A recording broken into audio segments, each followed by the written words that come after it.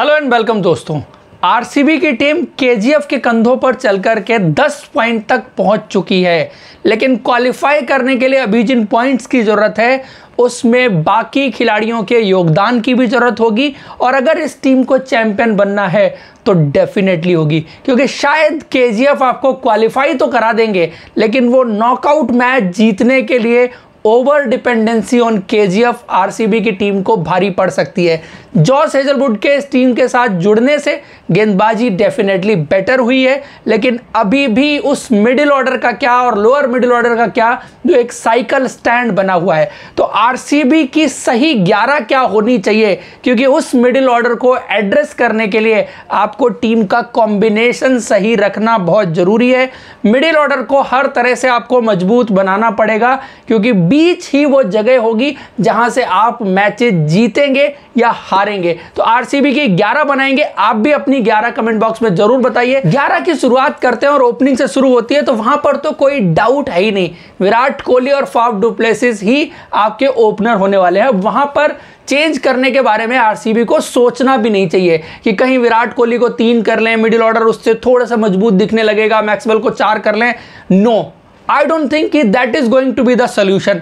उसमें जो चीज़ आपकी अच्छी जा रही है, विराट कोहली और फाफ डु प्लेसिस आपके लिए सबसे ज़्यादा रन बनाने वाले प्लेयर हैं, उनको वहीं रहने दीजिए। आपको एक्सपेरिमेंट जो करने होंगे वो शुरू होते हैं मेन 3 नंबर से। फाफ डु प्लेसिस और विराट कोहली अगर अच्छी शुरुआत देते हैं, डेफिनेटली ग्लेन मैक्सवेल 3 नंबर आकर के उसको एक्सप्लॉइट कर सकते हैं, मैक्सिमाइज कर सकते हैं और टीम को एक बड़े और मैच विनिंग टोटल तक लेके जा सकते हैं।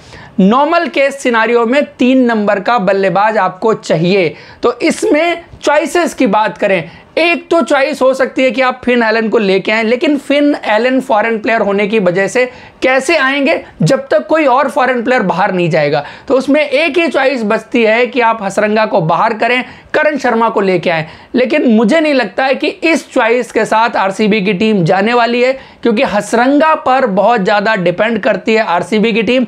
और हसरंगा ने इस टीम को अपनी गेंदबाजी से मैच भी जिताए हैं। लेकिन गलती क्या है ना कि आरसीबी की टीम हसरंगा को एक ऑलराउंडर समझती है। गेंदबाज समझिए तो समझ में आता है, क्योंकि आप हसरंगा को जो ऑलराउंडर समझने की भूल कर बैठे हैं, पिछले 2 सीजन में आपके लिए कोई भी मैच हसरंगा ने जिता करके नहीं दिया है। उसके बाद दूसरी चॉइस की बात करी जाए 3 नंबर पर, तो मुझे लगता है कि सुयश प्रभुदेसाई 3 नंबर की बेटर चॉइस हैं, जो मुझे लगता है कि टीम को उसकी तरफ अब जाना ही चाहिए। बिकॉज सुयश प्रभुदेसाई को अगर आप 5 नंबर 6 नंबर यूटिलाइज करते रहेंगे तो आप कभी भी उनसे उनकी वर्थ नहीं निकाल पाएंगे। वो टॉप 3 के प्लेयर हैं, टॉप 4 के प्लेयर हैं जो मैक्सिमम खेल सकते हैं, और आप उनको नीचे जबरदस्ती खिलाने में लगे हुए हैं। ये उसी तरह से है कि आप विराट कोहली को नंबर 7 पर 6 पर बल्लेबाजी करवाना चाहते हैं। विराट कोहली नहीं है वो, लेकिन नेचर में वो उसी तरह के बल्लेबाज हैं जो प्रॉपर क्रिकेटिंग शॉट खेलते हैं, थोड़ा इनिंग को बिल्ड करने में शुरुआत में वक्त लेते हैं और फिर बड़े शॉट लगाते हैं। तो उस पॉइंट ऑफ व्यू से देखें तो 3 नंबर के पॉइंट ऑफ व्यू से यंग और एक बेहतरीन कैंडिडेट है, जो शायद फ्यूचर में भी आपकी टीम के लिए बेटर ऑप्शन हो सकते हैं। उसके बाद 4 नंबर पर ग्लेन मैक्सवेल जो है वो ऑटोमेटिक चॉइस है, वहां पर भी कोई बहस की बात रह नहीं जाती। उसके बाद 5 नंबर की बात की जाए, 5 नंबर पर ऑप्शंस की बात जरूर आएगी कि एक तो जो नया इंक्लूजन हुआ है आपकी टीम में केदार जाधव का, और शायद उनको लाया ही इसीलिए गया है कि एक स्टेज के बाद आप केदार जाधव को इस 11 में खेलते हुए देखेंगे। हो सकता है कि आपको वो अगले मैच में ही खेलते हुए दिख जाएं। केदार जाधव ने इस सीजन डोमेस्टिक में बहुत जबरदस्त प्रदर्शन देखने को मिला था, खास करके वो रणजी ट्रॉफी में जो खेले थे, उन्होंने एक 283 रन की पारी भी खेली थी और बहुत सारे रन इस साल उन्होंने डोमेस्टिक में बनाए थे। तो फॉर्म उनके साथ रही है। हालांकि वो आईपीएल में इस सीजन कमेंट्री करने लग गए थे, वहां से उनके लिए संजय वांगर का कॉल जाता है और पूछा जाता है कि क्या आप क्रिकेट खेल रहे हैं और प्रैक्टिस कर रहे हैं, तो वो कहते हैं कि मैं क्रिकेट खेल रहा हूं, प्रैक्टिस कर रहा हूं और मैं तैयार हूं। तो फिर फाइनली उनको बुलाया जाता है। तो पर्पसफुली कहीं ना कहीं केदार जाधव को बुलाया गया है, और मुझे लगता है कि जिस तरह की फॉर्म उनके साथ रही थी डोमेस्टिक में इस बार, तो 5 नंबर पर आरसीबी को उनको यूटिलाइज करना चाहिए।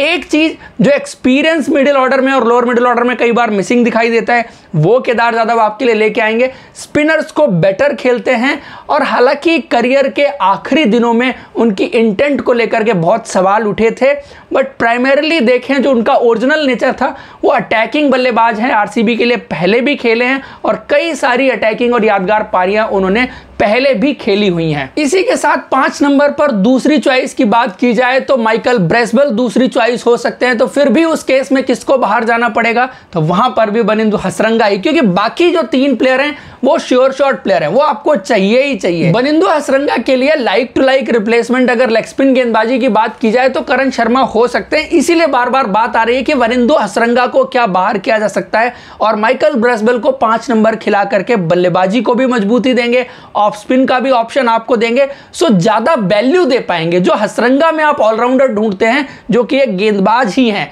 एक्चुअल में माइकल ब्रेसवेल आपके लिए एक बेहतरीन ऑलराउंडर हो सकते हैं, बट मुझे नहीं लगता है कि इस तरफ भी टीम जाएगी। 5 नंबर फिर मुझे लगता है कि जो टीम ने जिस तरह से सोचा है, केदार जाधव को बुलाया है, तो 5 नंबर के कैंडिडेट वही बनते हुए दिखाई दे रहे हैं। महिपाल लोमरोर को भी 5 नंबर खिलाया जा सकता है, पिछले मैचेस में खिलाया गया था, लेकिन उस केस में फिर आपको एक यंग इंडियन प्लेयर को ऐड करना पड़ेगा, चाहे वो सोनू यादव को आपको ऐड करना पड़े, चाहे मनोज भांडगे को आपको ऐड करना पड़े। उस तरफ भी टीम जाती हुई मुझे बिल्कुल नहीं दिखाई दे रही, इसलिए 5 नंबर मुझे लगता है कि फिर वो केदार जाधव भी आपको ओवरऑल खेलते हुए दिखाई देंगे। 6 नंबर की बात की जाए तो महिपाल लोमरोर, वहां पर 6 नंबर के प्लेयर आपके लिए हो सकते हैं। 7 नंबर की बात की जाए तो दिनेश कार्तिक, अब जितना नीचे खेलें उतना ही अच्छा है, क्योंकि परफॉर्म नहीं कर रहे। जब परफॉर्म कर रहे थे तो टीम उनको नीचे नीचे नीचे करती जा रही थी, आज परफॉर्म नहीं कर रहे तो टीम उनको ऊपर ऊपर ऊपर लेके जा रही है। ये स्ट्रैटेजी मेरी समझ से बाहर है, और अगर जो खिलाड़ी कोई फॉर्म में नहीं है तो फिर नहीं है, जो बेटर खिलाड़ी बेटर फॉर्म में, उसको ऊपर लेके जाना चाहिए और उसको ज्यादा से ज्यादा यूटिलाइज करने की तरफ देखना चाहिए। फिलहाल 7 नंबर जो है वो दिनेश कार्तिक ही इस टीम में रहने वाले हैं। विकेट कीपर के और चॉइसेस अवेलेबल नहीं है। अनुज रावत कंप्लीट फेलियर रहे, मुझे नहीं लगता है कि अब उनके बारे में आरसीबी को सोचना भी चाहिए कि आप दिनेश कार्तिक को अनुज रावत से रिप्लेस करके उनको 3 नंबर बैटिंग करा सकते हैं। उसके बाद 8 नंबर की बात की जाए, जो मुझे लगता है कि टीम फिन एलन और माइकल ब्रेसवेल की तरफ नहीं जाएगी, तो यहां पर आपको वनिंदु हसरंगा ही खेलते हुए दिखाई देंगे। उसके बाद गेंदबाजी की बात की जाए, जॉस हेजलवुड, मोहम्मद सिराज, और अब तीसरा तेज गेंदबाज हर्षल पटेल को इन्होंने बहुत खिलाया है। अब उनको सिर्फ according to the situation, according to the wicket ही खिलाना चाहिए। मुझे लगता है कि स्लो विकेट अगर है तब आप हर्षल पटेल को खिला सकते हैं। अच्छा बैटिंग विकेट है या फास्ट बॉलर के लिए मदद वाला विकेट है तो हर्षल पटेल का खेलना बनता नहीं है।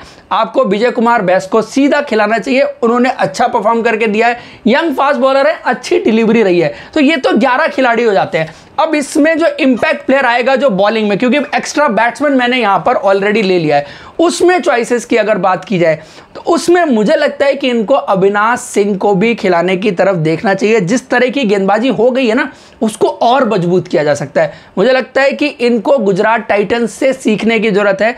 उनके पास जो वर्सेटाइल गेंदबाजी है और जिस गेंदबाजी के दम पर वो मैचेस जीत रहे हैं, तो फिर मुझे लगता है कि अगर गेंदबाजी और मजबूत होती है, सामने वाली टीमों को आप कम से कम टोटल पर रोक पाते हैं, तो फिर आपकी बल्लेबाजी के सक्सेसफुल होने के चांसेस उतने ही बढ़ जाएंगे। टोटल बढ़ता जाएगा तो फेलियर के चांसेस ज्यादा रहेंगे और सामने वाली टीम को आप कम टोटल पर रिस्ट्रिक्ट कर पाएंगे, तो बल्लेबाजी भी कहीं ना कहीं आपके लिए काम करके दे सकती है। इसलिए अगर अविनाश खेलते हैं तो मोहम्मद सिराज और हेजलवुड 2-2 ओवर नई गेंद के साथ गेंदबाजी कर सकते हैं। वन चेंज आप विजय कुमार बैस को और साथ में अविनाश को या वनिंदु हसरंगा को गेंदबाजी करवा सकते हैं, तो उस तरह से। और मिडिल ओवर में आपके पास जो एक्स्ट्रा पेस होगी अविनाश सिंह की, वो आपके लिए कई बार बहुत इंपॉर्टेंट हो सकती है। और मिडिल ओवर में अगर वो विकेट निकालने में सक्सेसफुल रहते हैं तो फिर आरसीबी की बहुत सारी प्रॉब्लम्स जो है वो सॉल्व होते हुए नजर आएंगी। उसके अलावा भी अगर चॉइस की बात करें तो करण शर्मा को डिपेंडिंग अपॉन द सिचुएशन आप खिला सकते हैं कि जब आपको एक और स्पिन गेंदबाज की जरूरत है, क्योंकि अब बाय द टाइम विकेट्स जो है वो स्लो होती जा रही हैं, तो स्पिनर्स आपको प्ले में ज्यादा आते हुए दिख रहे हैं। उसके अलावा आप देखें तो हिमांशु शर्मा के रूप में भी एक और स्पिनर इनके पास मौजूद है, जिनको मुझे नहीं लगता है कि हाल फिलहाल कोई चांस मिलता हुआ दिखेगा।